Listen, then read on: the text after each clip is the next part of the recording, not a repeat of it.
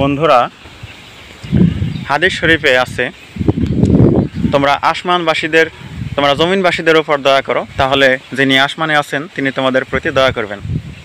হ্যাঁ, এই হাদিসের আমল কিন্তু আমি করে থাকি। জীবজন্তু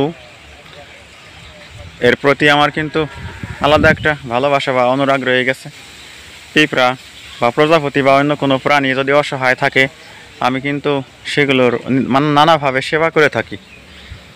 সেরকমই একটা ঘটনা, হাঁটতে এসে অসুস্থ প্রজাপতি, তাকে কিন্তু আমি নিরাপদ স্থানে সরিয়ে দিয়েছি। তাকে এমন জায়গায় রেখেছি যেখানে কেউ তাকে পা দিয়ে পিষে মেরে ফেলবে না। তাই আপনারা একটু পরেই দেখতে পাবেন। চ্যানেল সাবস্ক্রাইব করতে কিন্তু ভুল করবেন না বন্ধুরা।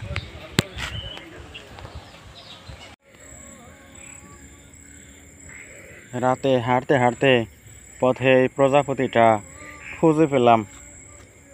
কি সুন্দর, এত রঙিন, নানান রঙে রঙিন, একেবারে রঙের ছটা এর শরীর ভর্তি। একে এখন আমি ছেড়ে দিচ্ছি নিরাপদ আশ্রয়ে। ওকে ধরে নিয়ে গিয়ে আমার কোনো লাভ নেই। ওকে আমি এখনই এই যে ঘাসের ওপর ছেড়ে দিলাম।